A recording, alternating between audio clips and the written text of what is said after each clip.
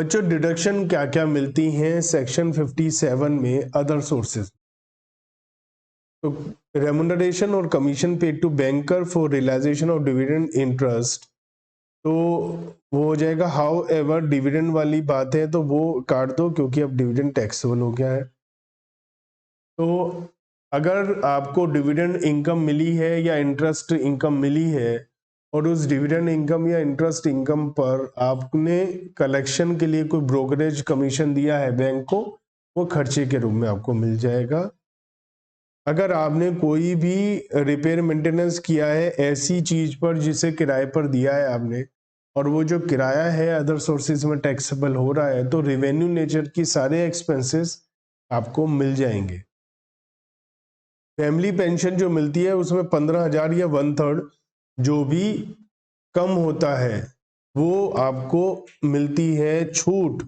ये पता क्या अजीब सी बात है, 20-25 आज से 20 साल पहले, करीब 20-25 साल पहले, अब जो स्टैंडर्ड डिडक्शन है ना सैलरी में 50,000 रुपए की, हो सकता है मतलब ये जो 50,000 की स्टैंडर्ड डिडक्शन है, या इस समय जिस समय आप वीडियो देख रहे हैं मे बी 50,000 की जगह कुछ हो, ये 20-25 साल पहले 1/3 या 15,000 जो भी कम हो ये होती थी जब मैं सीए कर रहा था उस समय।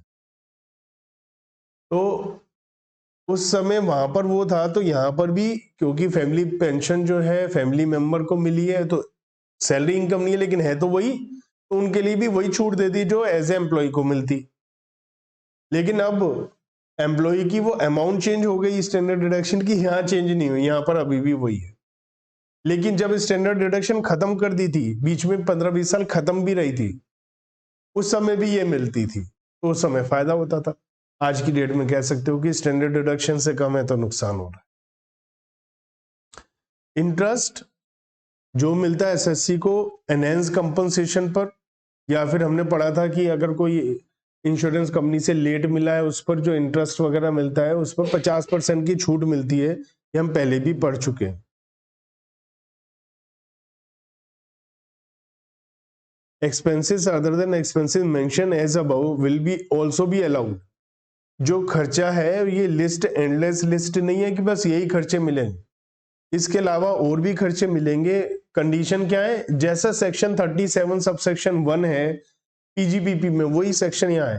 पीजीपीपी में सेक्शन 37(1) में हम पढ़ते हैं सारे खर्चे जो रेवेन्यू नेचर हो, प्रीवियस ईयर से रिलेटेड हो, बिजनेस से रिलेटेड हो, कैपिटल नेचर ना हो, पर्सनल ना हो, इलीगल ना हो, सब अलाउड हो जाएंगे। वो यहाँ लिखा है। कैपिटल नेचर ना हो मतलब रेवेन्यू नेचर हो, हमने इस इनकम से रिलेटेड करा हो जो अदर सोर्सेज में टैक्सेबल हो रही है, पर्सनल ना हो, और प्रीवियस ईयर में हो, और रिलेशनशिप हो इनकम से रिलेटेड, तो और इलीगल ना हो, स्पेशली डिसअलाउड ना हो, तो वो सारे खर्चे अलाउड हो जाएंगे। अब हम बात करते हैं जो डिडक्शन आपको नहीं मिलेगी, deductions not allowed. So this section provide specific amount which are not deductible in computing the income chargeable under that income from other sources।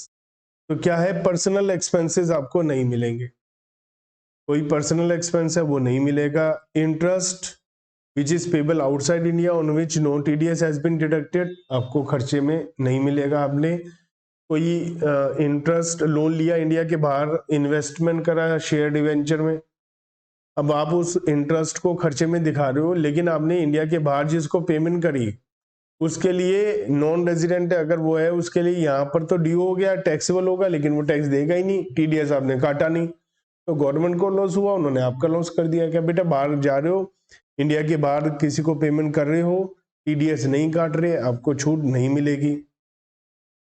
आप कोई सैलरी दे रहे हो इंडिया के बाहर, टीडीएस नहीं काट रहे, छूट नहीं मिलेगी। वेल टैक्स की छूट नहीं मिलेगी।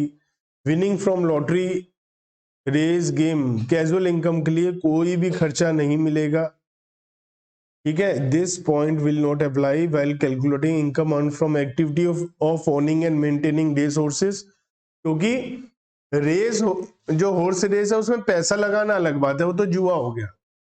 अगर आप उन घोड़ों को पालते हैं, उन घोड़ों को दौड़ाते हैं, आपका काम है owning and maintaining race horses. तो ये आपके जुए की कैजुअल इनकम थोड़ी ना है, उनके बारे में बात नहीं हो रही है ये। Expenditure in relation to income not included in total income, जो इनकम में आया ही नहीं उससे रिलेटेड खर्चा कभी आएगा नहीं।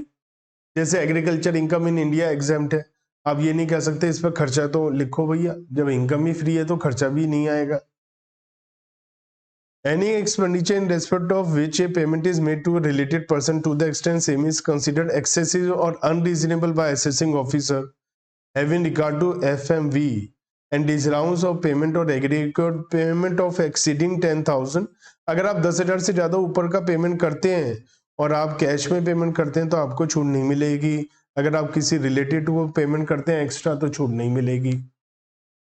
Disallowance of 30% of expenditure, 30% of expenditure shall not be allowed in respect of the following, कि अगर आपने इंडिया के अंदर टीडीएस नहीं काटा या उस टीडीएस को जमा किया है, tax after deduction has not been paid, due date तक आपने टैक्स जमा नहीं कराया या काटा नहीं, इंडिया के अंदर है तो आपको 30% डिसअलाउड हो जाएगा। इंडिया के बाहर आप किसी को पेमेंट करें तो 100% डिसअलाउड हो जाएगा। क्वेश्चन नंबर 12, हमें टैक्स लायबिलिटी निकालनी है मिसेस एक्स की, जिनकी एज है 40 इयर्स और वो रेजिडेंट है। फ्रॉम द फॉलोइंग पर्टिकुलर्स, हमें कुछ इनकम बता रखी है, जैसे हाउस प्रॉपर्टी की इनकम है वो ऑलरेडी कंप्यूटेड है, डिविडेंड है, ऐसे कुछ इनकम्स बता रखी है और कुछ इन्वेस्टमेंट भी है, जैसे नेशनल सेविंग सर्टिफिकेट में उन्होंने इन्वेस्टमेंट कर रखा है। तो हम लोग निकालते हैं, एक तो हमें हाउस प्रॉपर्टी की इनकम दी है तो हेडिंग डाल लेते हैं, आप भी साथ साथ करिए, कंप्यूटेशन ऑफ टैक्सेबल इनकम। सबसे पहले हम टैक्सेबल इनकम निकालना सीखते हैं और इसमें है इनकम फ्रॉम हाउस प्रॉपर्टी।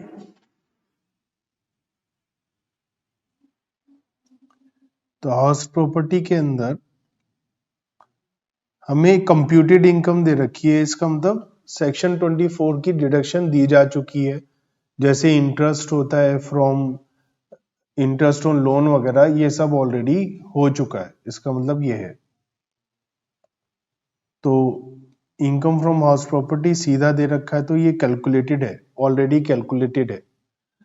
अब हमें ये बोल रखा है कैपिटल गेन भी है, अगर हमें कैपिटल गेन दे रखा है तो ये इनकम फ्रॉम कैपिटल गेन का चैप्टर था उससे रिलेटेड दे रखा है, तो वो भी लिख लेते हैं, income from capital gains.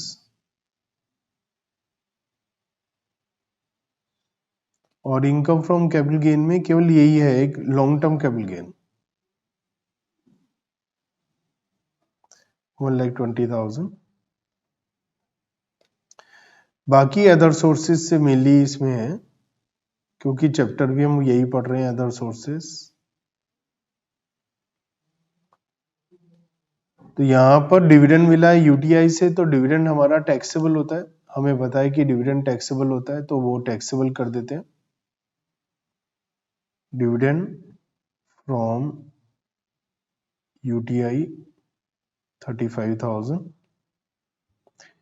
Family pension मिली है ग्रॉस, तो फैमिली पेंशन 90,000, इसमें से लेस होता है 1/3 और 15,000, जो भी कम हो वो लेस हो जाता है। तो 1/3 ऑफ 90,000 30,000 हो गया, या 15,000 फिक्स है, जो भी कम हो तो 15,000 एग्जम्प्ट हो जाएगा और 75,000 टैक्सेबल हो जाएगा, तो 75,000 आ गया। इंटरेस्ट ऑन एफडी, ये बाद में डिडक्शन मिलती है 80C to 80U में, अभी टैक्सेबल हो जाता है ये पूरा अमाउंट, तो interest income taxable other sources में हो जाती है। डिविडेंड फॉरेन कंपनी से मिला, ये भी टैक्सेबल होता है, इसमें कोई एग्जम्पशन नहीं होती है। 36,000 डिविडेंड हमें फॉरेन कंपनी से मिला, वो भी एग्जम्प्ट हो जाएगा। सिस्टर से गिफ्ट मिला, रिलेटिव के मीनिंग में आती है सिस्टर, तो ये टैक्सेबल नहीं होगा। तो सिस्टर का गिफ्ट 26,000 रुपीज टैक्सेबल नहीं होगा, तो ये एग्जाम्प्ट हो जाएगा। विनिंग फ्रॉम लॉटरी ग्रॉस, अगर नेट होता तो ग्रॉस फिगर निकालनी पड़ती। ये कैजुअल इनकम है, फुली टैक्सेबल होती है, तो 70,000 फुली टैक्सेबल हो जाएगा। इसका टोटल कर लेते हैं, 35,000, 75, 14,000, 36,000 एंड 70,000। तो हमारे पास जो टोटल इनकम आ गई है इसकी, इन सबको ऐड करके वो आ गई है 2,30,000। तो ऐड कर देते हैं।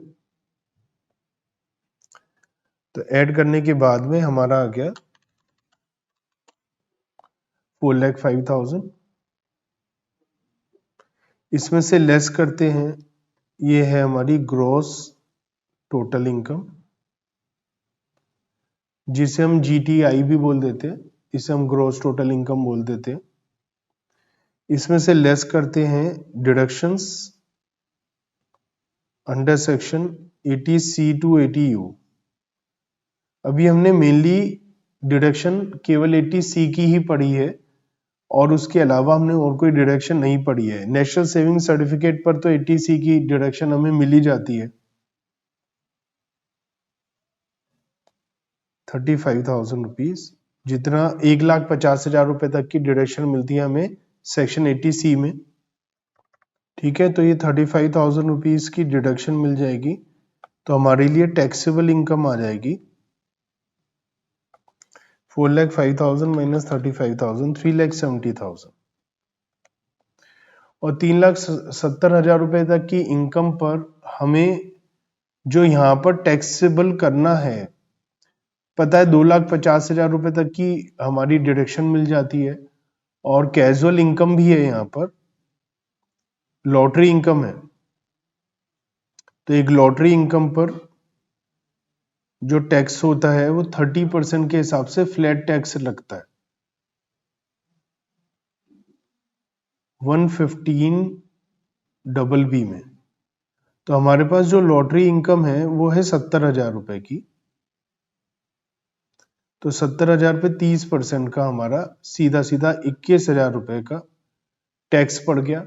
अगर आप सीधा ये देखेंगे इस क्वेश्चन के अंदर, सपोज कि भाई 3,70,000 की हमारी टैक्सेबल इनकम है और 5 लाख रुपीज तक की हमें 87A में रिबेट मिल जाती है, तो आपका आंसर गलत होगा, क्योंकि वहां पर रिबेट जब मिलती है तो कैजुअल इनकम से रिबेट नहीं मिलती। दूसरा रिबेट हमें मैक्सिमम 12,500 रुपए तक की मिलती है, वो भी हमने पढ़ा था। तो लॉटरी इनकम पर जो टैक्स है वो 21,000 रुपए है। Capital gain, long term capital gain पर अंडर सेक्शन 112 में टैक्स लगता है 20% के हिसाब से, लेकिन उसके लिए हम लोगों को क्या करना है, पहले एग्जम्पशंस देनी है कि भाई कितना टैक्स लगेगा। तो हमें पता है 2,50,000 रुपए तक के स्लैब पे कोई टैक्स नहीं है, तो हम पहले क्या करते हैं, टैक्सेबल इनकम है 3,70,370, इसमें से हम लॉटरी की इनकम को अलग कर लेते हैं, क्योंकि उस पर स्लैब का भी कोई बेनिफिट नहीं मिलता है, उस पर 30% का टैक्स तो लगना ही लगना है। तो 70,000 रुपए हमारे लॉटरी इनकम के अलग हो गए। इस पे तो हमें 30% के हिसाब से टैक्स देना ही देना है 21,000 रुपए, इसमें कोई ऑल्टरनेट नहीं है। बचा हमारा 3 लाख। इसमें से हम कह सकते हैं 2.5 लाख रुपए की हमने एग्जम्पशन ले ली, और बाकी 50,000 ही टैक्सेबल होंगे। केवल 50,000 ही टैक्सेबल हो सकते हैं, इससे ज्यादा नहीं।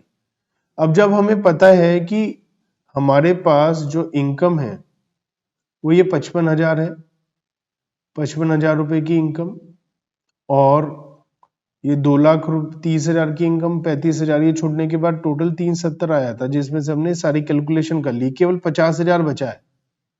तो जो 50,000 बचेगा वो पहले आपको नॉर्मल इनकम में से छूट देनी है, उसके बाद में स्पेशल टैक्स रेट वाली चीजों में से छूट देनी है। तो सिंपल क्या हो गया, हाउस प्रॉपर्टी हो गया, अदर सोर्सेज हो गया, ये सब सिंपल है, इसमें से छूट दे दी।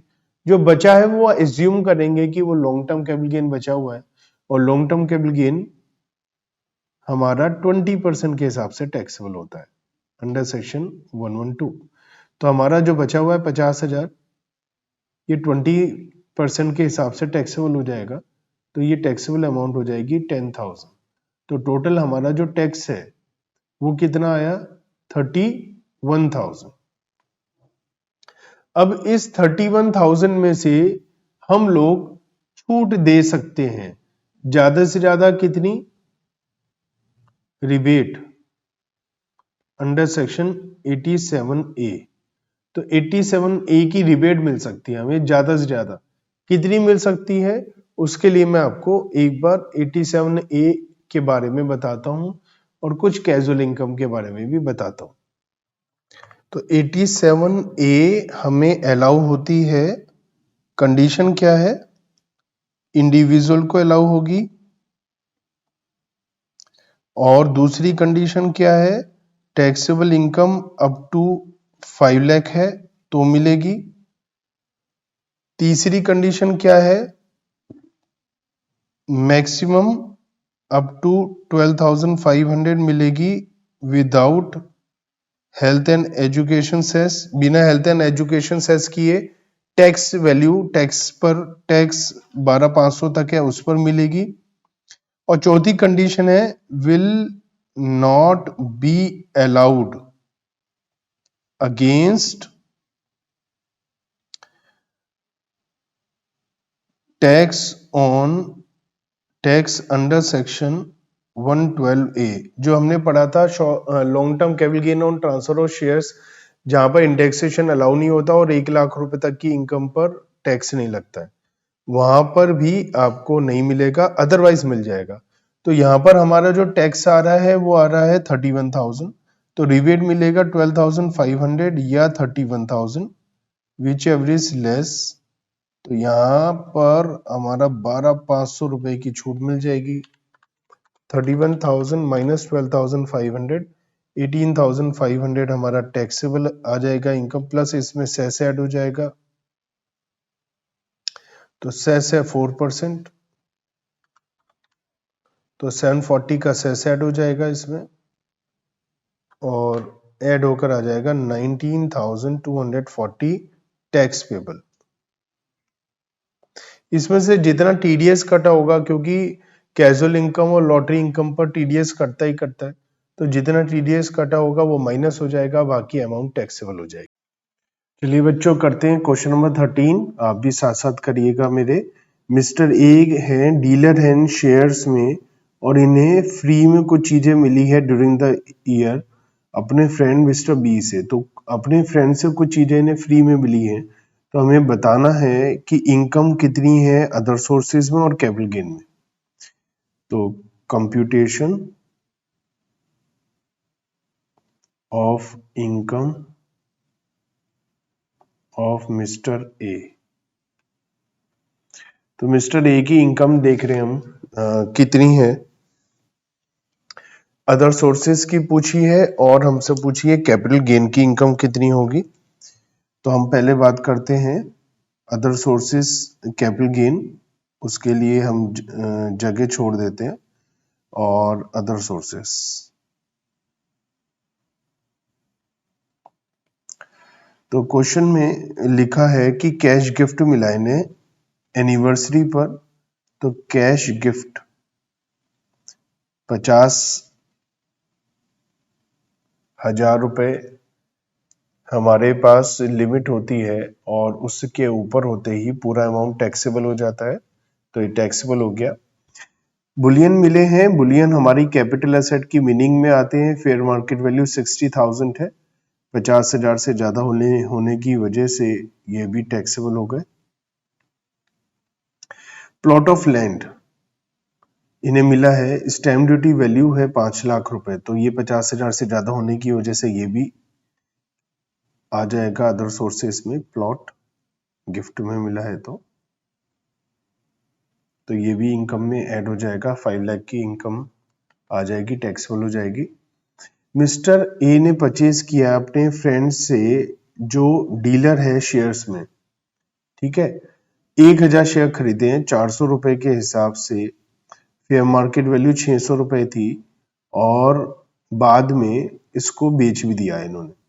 तो देखो बच्चों, एक बात ध्यान रखिए, ये शेयर्स में डील करते हैं, इन्होंने शेयर ही खरीदे हैं, तो एक तरीके से गुड्स या स्टॉक इन ट्रेड खरीदा है और वो मार्केट से सस्ता महंगा खरीदा जा सकता है, उस पर हम कभी भी गिफ्ट नहीं मान सकते हैं, क्योंकि अगर वो शेयर सस्ते खरीदे और महंगे बेचे हैं तो अपने आप ही बिजनेस प्रोफेशन की इनकम में आ जाएंगे। तो यहाँ पर कोई सेंस नहीं है कि हम उसको अदर सोर्सेज की इनकम और गिफ्ट लें। तो जो इन्हें शेयर्स मिले हैं ये टैक्सेबल नहीं होगा। हाँ, अगर ये डील नहीं करते शेयर्स में और शेयर मिलते तो हम टैक्सेबल कर देते फेयर मार्केट वैल्यू जिस दिन इनको मिले हैं और उसकी जो पेमेंट करी है उन दोनों का डिफरेंस। लेकिन इस क्वेश्चन में क्योंकि ये डीलर हैं शेयर के, इसलिए हम नहीं लेंगे। 1 नवंबर को प्रीवियस ईयर में इन्हें एक बिल्डिंग मिली है जो इन्होंने बुक करवाई थी 2 साल पहले 20 लाख रुपए की। स्टैम्प ड्यूटी वैल्यू उसी दिन हमारे को बता रखी है 32 लाख रुपए। Stamp duty value property as on 1 November. 1 नवंबर को जब पोजेशन मिला है उस दिन इसकी स्टैम्प ड्यूटी वैल्यू 32 लाख है, लेकिन बुकिंग वाले दिन 23 लाख थी। तो जिस दिन बुकिंग कराई उस दिन हमने 20 लाख दिए, 23 लाख की हमारे पास प्रॉपर्टी आई है, तो कायदे से जो गिफ्ट की अमाउंट है वो 3 लाख है, क्योंकि हम कंपैरिजन करते हैं on the date of booking, कितना आप पेमेंट कर रहे हैं और कितने का सामान मिल रहा है। तो जो प्रॉपर्टी है वो हमारी गिफ्ट में आएगी 23 लाख माइनस 20 लाख, ना कि जिस दिन पोजीशन मिल रहा है, क्योंकि बुक कराने के बाद पोजीशन मिलेगा उसमें प्राइस तो बढ़ ही सकता है, तो उसमें टैक्स कभी भी नहीं लगाया जा सकता। तो 3 लाख रुपए हमारा टैक्सेबल हो जाएगा। उसने डाउन पेमेंट कितना किया था इससे हमारा कोई लेना देना नहीं है। और 1 मार्च को प्रीवियस ईयर में उसने प्लॉट ऑफ लैंड बेचा है, सेल आउट किया है, तो जो plot of land sell out किया है उस पर इन्हें कैपिटल गेन निकालना होगा। कैपिटल गेन, इन्होंने प्लॉट बेचा है और प्लॉट इन्होंने जो मिला था ये इन्हें 1 जुलाई को मिला था और इसी साल 1 मार्च को महीना साल खत्म होने से 1 महीना पहले सेल आउट कर दिया। तो पीरियड ऑफ होल्डिंग जो लेंगे, मिस्टर ए ने ये प्लॉट खरीदा है, प्लॉट ऑफ लैंड इन्हें जुलाई में मिला है, तो इनके पास जो पीरियड ऑफ होल्डिंग होगा, क्योंकि गिफ्ट का केस है, तो ऐसी सिचुएशन में जब भी गिफ्ट मिलता है ना, तो प्रीवियस ओनर का कॉन्सेप्ट एप्लीकेबल हो जाता है। यहाँ पर एक बात आपको समझाना चाहूंगा, बहुत ही इंपॉर्टेंट बात है और बहुत गहराई की बात है, कि अगर ये हमें प्लॉट ऑफ लैंड मिला है और फ्री ऑफ कॉस्ट मिला है, ठीक है ना, प्लॉट ऑफ लैंड जैसे 1 जुलाई को मिला है, स्टैम्प ड्यूटी वैल्यू है और गिफ्ट मिला है, तो जब फ्री गिफ्ट मिलता है तो प्रीवियस ओनर का जो पीरियड ऑफ होल्डिंग है उसको ऐड किया जाता है, ठीक है, क्योंकि और उस समय कोई कैपिटल गेन नहीं लगता है। जब मैं आपको एग्जांपल बताता हूं, बहुत ही इंपॉर्टेंट बात है, ध्यान से सुनिएगा। जैसे मिस्टर बी ने मिस्टर ए को गिफ्ट किया, गिफ्ट, ठीक है, तो ऐसी सिचुएशन में जब मिस्टर बी ने मिस्टर ए को गिफ्ट किया तो नो कैपिटल गेन, कोई कैपिटल गेन नहीं आएगा, क्योंकि गिफ्ट किया है और गिफ्ट में कैपिटल गेन नहीं लगता, उसे ट्रांसफर नहीं माना जाता है, ठीक है। और जब ये मिस्टर ए इसे फ्यूचर में जब भी बेचेंगे तो प्रीवियस ओनर की कॉस्ट और पीरियड ऑफ होल्डिंग ये किसका माना जाएगा, मिस्टर ए का माना जाएगा। अब हम बात करते हैं कि इन एडुकेट कंसिडरेशन की बात करते हैं।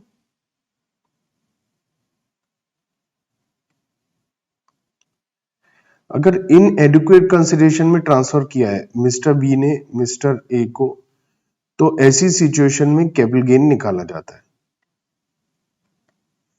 उस सिचुएशन में हम कैपिटल गेन निकालते हैं और हम देखते हैं कि 50,000 से ज्यादा फेयर मार्केट वैल्यू या स्टैम्प ड्यूटी वैल्यू में डिफरेंस है या नहीं, तो कैपिटल गेन का तो ये रोल हो गया।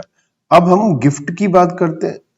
गिफ्ट टैक्स मतलब अदर सोर्सेज में जो गिफ्ट आता है उसकी बात अगर हम करें तो यहाँ रूल थोड़े से अलग है। यहाँ हम बात करते हैं कि अगर हमें फ्री में मिला है विदाउट एनी कंसिडरेशन। तो हम लोग देखते हैं कि अगर 50,000 रुपए से ज्यादा की वैल्यू है इमूवेबल प्रॉपर्टी में, स्टैम्प ड्यूटी वैल्यू 50,000 से ज्यादा है सिंगल ट्रांजैक्शन में, एक ट्रांजैक्शन में, तो हम उसे टैक्सेबल कर देते हैं। और अगर ये मूवेबल है और फ्री ऑफ कॉस्ट मिला है तो पूरे साल में जितनी भी मूवेबल प्रॉपर्टी मिली है सारी वैल्यू मिलाकर 50,000 से ज्यादा है तो टैक्सेबल हो जाती है। यहीं पर अगर इनएडुकेट कंसिडरेशन होता है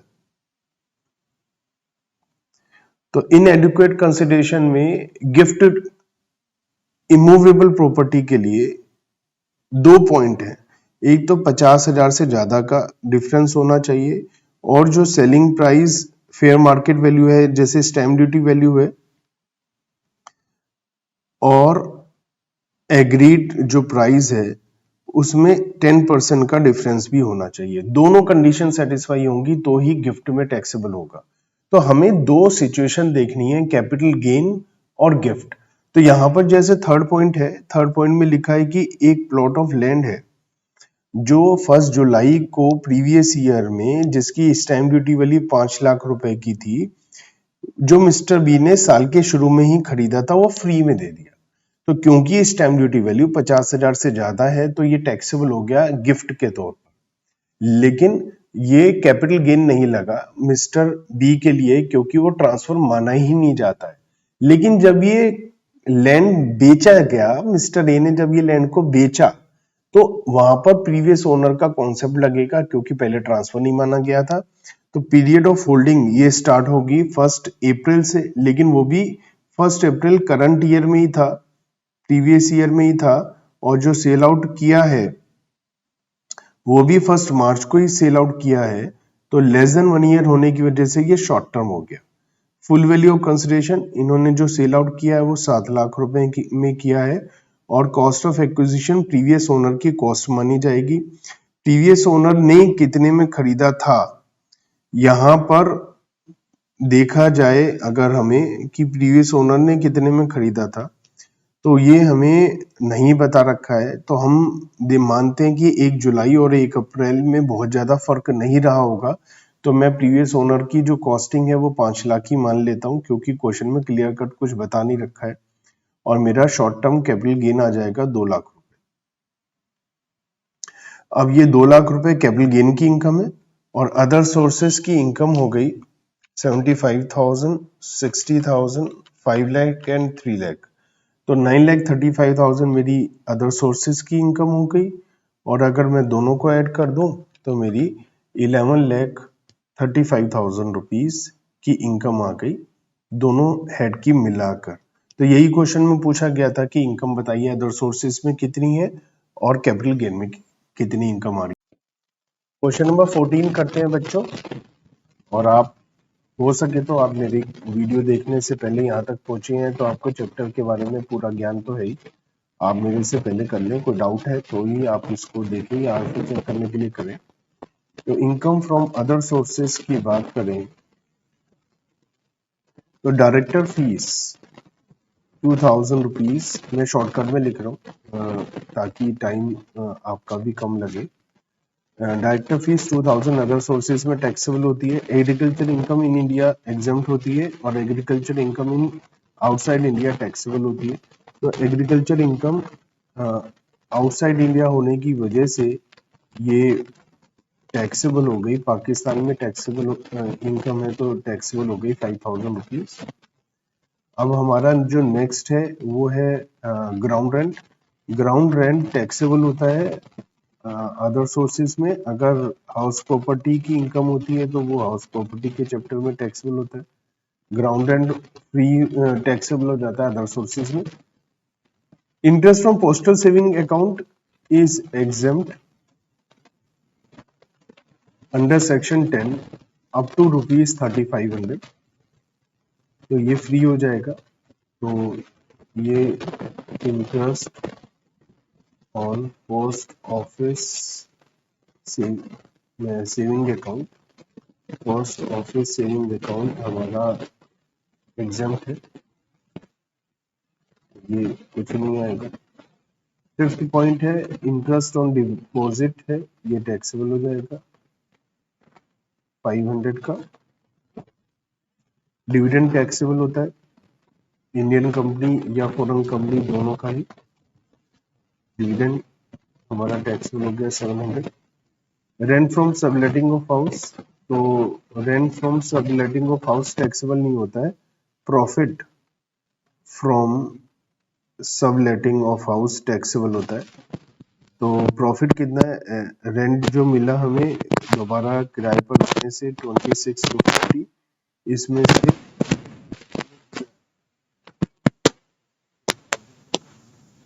और इसके अलावा और एक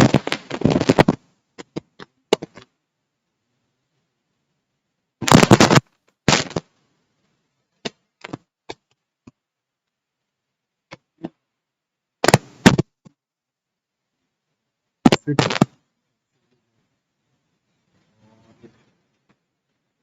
फ्रॉम फोर्स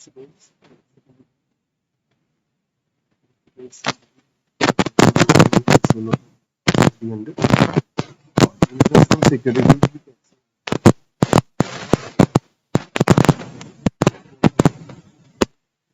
तो हमसे यही पूछा गया था कि टोटल बताइए क्या इनकम है, तो ये टैक्सेबल हो जाएगा।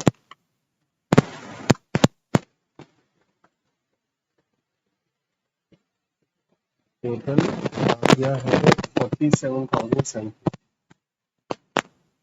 Income from other source. Question number 15 में हमसे पूछा है कि ग्रॉस इंटरेस्ट कितना है या ग्रॉस डिविडेंड कितना है और नेट इंटरेस्ट कितना है या नेट डिविडेंड कितना है। पहले हम ग्रॉस और नेट के बारे में थोड़ा सा जान लेते हैं। देखिए ग्रॉस अमाउंट जो होती है वही टैक्सेबल होती है, याद रखिएगा, लेकिन ग्रॉस अमाउंट में से टीडीएस कटता है और टीडीएस कट होने के बाद में हमें जो अमाउंट रिसीव्ड होती है वो नेट होती है। तो अगर हमें क्वेश्चन में नेट अमाउंट दे रखी है तो हमें ग्रॉस अमाउंट निकालना पड़ेगा और ग्रॉस अमाउंट निकालने के लिए नेट अमाउंट को डिवाइड करना पड़ेगा 1 माइनस टीडीएस रेट से। ठीक है, तो जो टीडीएस का रेट है उससे हमें ग्रॉस अमाउंट निकालना पड़ेगा। याद रखिए जब इंटरेस्ट होता है तो भी 10% टीडीएस का रेट रहता है और डिविडेंड है तो भी 10% टीडीएस का रेट है। ठीक है, मैं आपको ये भी दिखा देता हूँ इसके बारे में टीडीएस का, क्योंकि अभी आपने चैप्टर नहीं पढ़ा है और टीडीएस का जो चैप्टर है वो अभी आपको थोड़े टाइम बाद में पढ़ना है, तो आपको जानकारी नहीं है उसके बारे में, तो मैं वो भी बता देता हूँ आपको। ये देखिए ये है टीडीएस डिविडेंड पर डिविडेंड है, टीडीएस के बारे में बता रखा है, सेक्शन 194 है और ये बता रखा है कि जो टीडीएस का रेट है वो 10% है और कब होगा टीडीएस 10% है, लेकिन कब नहीं कटेगा टीडीएस, ये हम डिविडेंड की बात कर रहे हैं। अगर डिविडेंड हम इंडिविजुअल को दे रहे हैं और 5,000 रुपए तक का डिविडेंड एक साल में है तो हम मोड अदर देन कैश, मतलब कैश में डिविडेंड नहीं दे रहे हैं और साल में 5,000 रुपए तक का डिविडेंड नहीं दे रहे हैं, 5,000 रुपए तक का डिविडेंड है तो फ्री है, कोई टीडीएस नहीं कटेगा। अगर 5,000 से ऊपर एक साल में जाएगा तो टीडीएस कटेगा, वो भी कितना 10%। अब बात करते हैं इंटरेस्ट के बारे में। तो इंटरेस्ट के बारे में टीडीएस के बारे में क्या लिखा है, सेक्शन 193 में लिखा है इंटरेस्ट के बारे में कि इंटरेस्ट ऑन सिक्योरिटी पर टीडीएस कटेगा 10%, यहाँ पर भी 10% का ही रेट है। एक्सेप्शंस है कि अगर टीडीएस डिवेंचर पर है और इंडिविजुअल को दे रहे हैं तो उस पर अकाउंट पे ही चेक और 5,000 रुपए तक की अमाउंट है तो नहीं लगेगा। जैसे अभी अभी हमने देखा कि डिविडेंड के लिए भी यही अमाउंट था 5,000, यहाँ पर भी यही है। और डिवेंचर अगर कंपनी ने इशू किया है, यहाँ पर क्या है 4 कंडीशन है ना, कि कंपनी जो है पब्लिक कंपनी है, 5,000 रुपए तक का इंटरेस्ट एक साल का है, अकाउंट पे चेक से पेमेंट हो रहा है तो उस पर टीडीएस नहीं लगेगा। ऐसे ही जो टीडीएस है वो कोऑपरेटिव सोसाइटी है या पब्लिक सेक्टर कंपनी नोटिफाइड है गवर्नमेंट के थ्रू कि ये टीडीएस काटेंगे नहीं तो नहीं लगेगा। नेशनल डेवलपमेंट बॉन्ड पर टीडीएस नहीं लगेगा, नेशनल डिफेंस बॉन्ड पर टीडीएस नहीं लगेगा और सेंट्रल और स्टेट गवर्नमेंट की सिक्योरिटी पर टीडीएस नहीं लगेगा, ठीक है ना। However in following two cases TDS will be done in case amount is exceed by 10,000। यह है 8% सेविंग बोन्स और 7.75% बोन्स।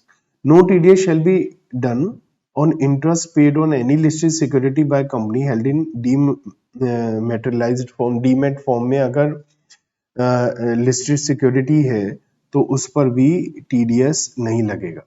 तो इन शॉर्ट आपको क्या याद रखना है कि 5,000 रुपए तक की अमाउंट पर इंटरेस्ट और डिविडेंड के केस में टीडीएस नहीं है, टीडीएस होगा तो 10% होगा। और गवर्नमेंट और स्टेट गवर्नमेंट, सेंट्रल और स्टेट गवर्नमेंट के जो सिक्योरिटीज है उस पर भी टीडीएस नहीं है। इतना भी याद रख लेंगे तो मोर देन सफिशिएंट है, आपको इतना ज्यादा और बहुत ज्यादा टेंशन लेने की जरूरत नहीं है। तो अब यहां पर हमसे बोला जा रहा है ये बात, तो हम क्या करेंगे, ग्रॉस अमाउंट कितना है, एक तो हमें ये बताना है कि ग्रॉस कितना है। रेट ऑफ टीडीएस वो तो 10% है हर एक केस में, और टीडीएस का अमाउंट कितना है, और नेट कितना रिसीव्ड होगा आफ्टर टीडीएस। हमेशा ध्यान रखना टैक्सेबल अमाउंट जो होती है वो ग्रॉस अमाउंट ही होती है। तो ये हमें अलग अलग सिचुएशन में इस क्वेश्चन में बताना है। फर्स्ट केस है,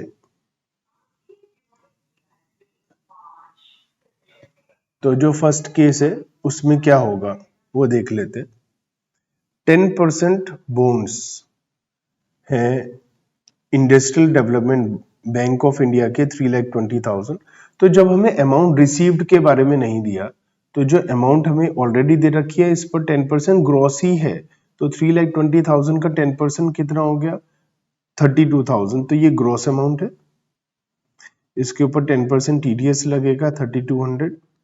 अमाउंट जो रिसीव्ड होगा वो 28,800 होगा, लेकिन अमाउंट जो टैक्सेबल होगा वो 32,000 ही होगा।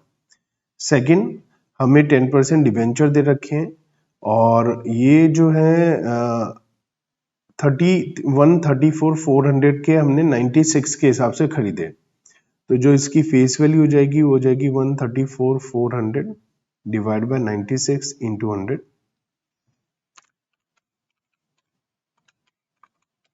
1,40,000। तो 1,40,000 की फेस वैल्यू है। हमेशा ध्यान रखिएगा कि डिविडेंड और इंटरेस्ट हमेशा फेस वैल्यू पर दिया जाता है। तो 1,40,000 की फेस वैल्यू है, 1,40,000 का 10% हमारा ग्रॉस फिगर है इंटरेस्ट का, तो 1,40,000 का 10% 14,000 हो गया, विच इज मोर देन 5,000। तो टीडीएस 10% लगा होगा 1,400, और हमें जो अमाउंट मिला होगा वो 12,600 मिला होगा। थर्ड पॉइंट की बात करते हैं, इंटरेस्ट रिसीव्ड है, रिसीव्ड जो इंटरेस्ट रिसीव्ड है तो वो नेट अमाउंट है, तो 29,700 नेट रिसीव्ड है। इस पर टीडीएस रेट है 10%।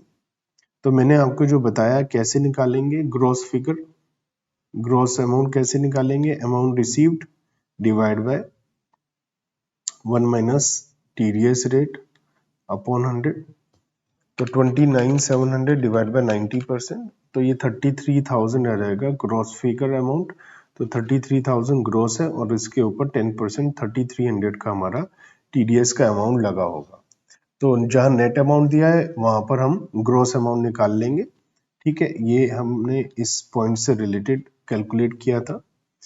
अब हम बात करते हैं फोर्थ पॉइंट की। फोर्थ पॉइंट है interest received from debentures. Again हमें इंटरेस्ट रिसीव्ड दे रखा है, तो मैं यहाँ पर लिखूंगा 21,600, और इसी स्टाइल से मैं निकालूंगा जैसे अभी अभी मैंने करा। तो मैं 21,600 इंटू यहाँ पर डिवाइड कर दूंगा, इसको divide by 1 minus tax rate, तो मेरे पास ग्रॉस फिगर आ जाएगी 21,600 डिवाइड बाय 90%, तो 24,000 आ जाएगा, और इसका 10% टीडीएस है तो 2400 का टीडीएस होगा, ठीक है। तो हमें टैक्सेबल ग्रॉस अमाउंट ही होती है, ये बात ध्यान रखिएगा। फिफ्थ है डिविडेंड मिला 2400, क्योंकि ये लेस देन 5,000 है, टीडीएस कुछ भी नहीं लगा होगा इसके ऊपर, तो 2400 ही ग्रॉस है और 2400 ही नेट है। इसके ऊपर कोई हमारा टीडीएस नहीं लगा होगा, क्योंकि 5,000 रुपीज तक की अमाउंट पर टीडीएस नहीं लगता है। सिक्स पॉइंट है dividend will declare by the company 50% on 1000 shares of 10 each, तो फेस वैल्यू 10,000 हो गई, 10,000 का 50% 5,000 हो गया, ग्रॉस अमाउंट 5 है तो टीडीएस नहीं होगा, टीडीएस होगा 5,000 से ज्यादा। कितने में खरीदा, कॉस्ट क्या है उससे कोई लेना देना नहीं है, हमेशा जो टीडीएस है वो ग्रॉस जो डिविडेंड या इंटरेस्ट दिया जाता है फेस वैल्यू पर दिया जाता है। पॉइंट नंबर 7 है 10% डिविडेंड है प्रेफरेंस शेयर पर, 2,50,000 के प्रेफरेंस शेयर्स हैं तो 2,50,000 के प्रेफरेंस शेयर पर 10% 25,000 होगा, 5,000 से ज्यादा होने की वजह से इस पर टीडीएस डिडक्ट होगा और नेट अमाउंट हमें 22,500 मिल जाएगा। तो इनकम फ्रॉम अदर सोर्सेज हमें निकालना है, तो ग्रॉस अमाउंट आ जाएगा 32, 14, 33,000, 24,000, 2,400, 5,000 एंड 25,000, 1,35,400। अब इस क्वेश्चन में अगर बता रखा होता कि कुछ एक्सपेंस हुआ है, कुछ कमीशन, ये क्वेश्चन कैसे अच्छा हो सकता था, इस क्वेश्चन में ये बताया होता कि कुछ इंटरेस्ट दिया हमने, कमीशन दिया है, ब्रोकरेज दिया है बैंक को कलेक्शन के लिए, सपोज 1% ऑन अमाउंट कलेक्टेड, तो याद रखिएगा अमाउंट कलेक्टेड पर अगर कोई ब्रोकरेज कमीशन होता तो वो नेट फिगर पर होता, तो हमें हर एक में इस अमाउंट पर एक्सपेंसेस निकाल के माइनस करने पड़ते। और अगर कोई इनकम एग्जेम्प्ट है, वैसे इसमें नहीं है, अगर जैसे interest on post office bank up to certain limit free है, अगर वो मिला होगा उस पर भी हमने कमीशन दिया है, तो वो सब चीजों पर एक्सपेंस माइनस नहीं होगा, क्योंकि जो एग्जेम्प्ट इनकम होती है उसका कोई भी एक्सपेंस माइनस नहीं होता है, इस बात का भी आपको ध्यान रखना है। तो इनकम टैक्स का तो मतलब यही है सब्जेक्ट का कि आपको हजारों लाखों बातें याद रखनी है और बार बार रिवाइज करना है, तभी आप बहुत अच्छे मार्क्स ला सकते। चलिए आ जाते हैं क्वेश्चन नंबर 16 पर। बहुत ही अच्छा क्वेश्चन है और आपको बहुत ही अच्छी अच्छी बातें इसमें सीखने को मिलेंगी, कॉन्सेप्ट बहुत अच्छे सीखने को मिलेंगे। क्वेश्चन में फर्स्ट पॉइंट में बोला है अदर सोर्सेज की इनकम निकालनी है। फर्स्ट पॉइंट बोला है कि हमने आईडीबीआई के डिबेंचर्स परचेज किए 1 लाख रुपीस के, और प्रीवियस ईयर में 1 अक्टूबर को 12% का इंटरेस्ट रेट है डायरेक्टली कंपनी से, और हाँ इंटरेस्ट जो है 31 मार्च को मिलता है। देखिए इसमें दो तीन बातें आपको समझनी और सीखनी पड़ेंगी कि अगर हम डायरेक्टली कंपनी से परचेज कर रहे हैं, ठीक है, तो हमें इंटरेस्ट मिलेगा डेट ऑफ इशू से, ठीक है। और अगर हम मार्केट से परचेज कर रहे हैं तो हमें इंटरेस्ट मिलेगा फ्रॉम लास्ट ड्यू डेट से। इसका क्या मतलब है इसे समझाता हूं मैं। मान लिया हमारा जो प्रीवियस ईयर है ये तो आपको पता ही है 1 अप्रैल से स्टार्ट होता है और 31 मार्च को एंड होता है, ये तो आपको पता ही है। सपोज आपने 1 जनवरी को डायरेक्टली कंपनी से इंटरेस्ट खरीदा, ठीक है, 1 जनवरी को कंपनी से डायरेक्टली आपने परचेज किया और ड्यू डेट है इंटरेस्ट की 31 मार्च, तो 31 मार्च को आपको केवल 3 महीने का इंटरेस्ट ड्यू होगा और वही टैक्सेबल होगा, क्योंकि कंपनी से आपने डायरेक्टली खरीदे हैं और कंपनी से डायरेक्टली खरीदने का मतलब ये डिवेंचर दुनिया में पहली बार ही 1 जनवरी को आए हैं, तो उससे पहले की डेट का इंटरेस्ट का सेंस नहीं है। लेकिन अगर यही डिवेंचर अगर आपने 1 जनवरी को मार्केट से खरीदे होते तो ड्यू डेट अगर इसकी एक साल में एक ही बार आती है 31 मार्च, तो आपको यहां पर 12 महीने का इंटरेस्ट मिलेगा, क्योंकि ये दुनिया में पहली बार शेयर्स डिवेंचर मार्केट में नहीं आए थे, कंपनी से नहीं खरीदे, मार्केट से खरीदे। तो ये तो मार्केट में खरीदे बेचे जाते हैं, पुराने हैं डिवेंचर, तो पूरे एक साल का इंटरेस्ट मिलेगा। अगर इंटरेस्ट की ड्यू डेट 2 है 30 सितंबर और 31 मार्च, तो आपके लिए 6 महीने का टैक्सेबल होगा। इवन दो आपने 1 जनवरी को खरीदा है तो भी 6 महीने का टैक्सेबल होगा, और अगर एक ही डेट है 31 मार्च तो भी पूरे 12 महीने का टैक्सेबल होगा, चाहे आपके पास 3 महीने के लिए रहा तब भी। क्यों? क्योंकि यहाँ पर हमारा जो इंटरेस्ट का ड्यू डेट है वो माना जाता है जिस दिन आपका ड्यू डेट कंपनी का डिसाइडेड है, ना कि प्रो राटा मतलब डेट वाइज बेसिस पर नहीं होता है। मतलब ये कि सपोज सपोज आपने 1 जनवरी को डिवेंचर खरीदे और इसका जो इंटरेस्ट का डेट है वो 30 जून और 31 दिसंबर है, ठीक है। और आपने 1 जनवरी को खरीदे तो 1 जनवरी से ईयर एंड हुआ 31 मार्च, तो आपके लिए जो इंटरेस्ट टैक्सेबल होगा वो नील होगा, नील। क्यों? क्योंकि इसमें ड्यू डेट कब मानी जाएगी? 30 जून, वो अभी आई नहीं। 31 दिसंबर वो अभी आई नहीं, आपके इस साल में 3 महीने बाद ही खत्म हो गया। तो इंटरेस्ट ड्यू बेसिस और कैश बेसिस, सेक्शन 145 कहता है आपकी अकाउंटिंग की इच्छा है कि आप ड्यू बेसिस पे करें या कैश बेसिस पर। अगर आप ड्यू बेसिस पर कर रहे हैं तो और ड्यू डेट अगर 31 मार्च है, ध्यान से सुनिएगा, अगर आप ड्यू बेसिस पे अकाउंटिंग करते हो, ड्यू डेट 31 मार्च है तो 31 मार्च को टैक्सेबल हो जाएगा, चाहे वो मिले 5 अप्रैल को। और अगर आप कैश बेसिस पे अकाउंटिंग करते और कैश बेसिस पे अकाउंटिंग करते हैं, ड्यू डेट 31 मार्च है लेकिन मिला 5 अप्रैल को, तो वो नेक्स्ट ईयर टैक्सेबल होगा क्योंकि 5 अप्रैल को आपको मिला है। अगर आपको ये मेरी बात समझ में नहीं आई तो आप दोबारा से वीडियो सुन सकते हैं। मैं आपको साथ ही साथ इसके एग्जाम्पल के थ्रू एक एक केस बता देता हूं, आपको क्लियरिटी आ जाएगी, ठीक है। तो क्वेश्चन करते हैं 16, इसके अंदर ये सारी बातें यूज होंगी तो आपको अच्छे से समझ में आने वाला है, मुझे उम्मीद है, क्योंकि आपके अंदर बहुत ज्यादा दिमाग है। क्वेश्चन नंबर 16, पॉइंट नंबर 1, हमने परचेज किया है directly from the IDBI. IDBI के बॉन्ड डिवेंचर आईडीबीआई से खरीदे हैं, तो लाइफ में पहली बार ये दुनिया में आए हैं 1 अक्टूबर को प्रीवियस ईयर में, और आपका ईयर एंड होता है 31 मार्च को। तो ज्यादा से ज्यादा 6 महीने का टैक्सेबल होगा। ज्यादा से ज्यादा क्यों बोल रहा हूं? अगर मान लिया ड्यू डेट आई नहीं 31 मार्च तक, 30 जून है या 30 सितंबर है, तो आपके लिए कुछ भी टैक्सेबल नहीं होगा क्योंकि ये ड्यू उसी दिन माना जाएगा जो डेट है। यहाँ लिखा है ड्यू डेट है 31 मार्च, तो इसका मतलब 31 मार्च ड्यू डेट आपकी इस साल आ जाएगी, तो 1 लाख इंटू 12% इंटू 6 मंथ्स, क्योंकि दुनिया में पहली बार ये आए थे 1 अक्टूबर को, तो 6 महीने के लिए टैक्सेबल होंगे 6000, ठीक है। अब क्वेश्चन में कुछ नहीं कहा, तो मैं एज्यूम कर रहा हूँ ड्यू बेसिस पे अकाउंटिंग होती है। अगर ये कैश बेसिस पे अकाउंटिंग होगी और क्वेश्चन में लिखा है कि ये मिला है 5 अप्रैल को, तो ये भी टैक्सेबल नहीं होगा क्योंकि मिला ही नहीं है, ठीक है। कुछ नहीं कहा तो मैं मान रहा हूँ ड्यू बेसिस पे टैक्सेबल है, और क्योंकि ड्यू हो गया 31 मार्च को तो ये टैक्सेबल हो गया। अब मुझे उम्मीद है कि आपको सब कुछ समझ में आ गया होगा, और अच्छे से समझने के लिए और पॉइंट देखते हैं। पॉइंट नंबर 2, परचेज करे हैं डिबेंचर्स आईडीबीआई के मार्केट से। अब मार्केट से खरीदे वो भी 2 साल पहले, है ना, मतलब 2 साल पहले, प्रीवियस ईयर से 2 साल पहले मार्केट से खरीदे हैं तो पूरे साल का ड्यू हो जाएगा। मार्केट से खरीदे इस साल खरीदे होते तो भी पूरे साल का ड्यू हो जाता। इंटरेस्ट जो डेट है वो है 31 मार्च, तो कंपनी ने 2016 में इशू किए थे, अब तो कई साल हो गए, 20-30-40 साल हो गए, तो अब हमारा जो है ये टैक्सेबल हो जाएगा। फेस वैल्यू पर टैक्सेबल होता है, तो 1000 डिवेंचर्स है,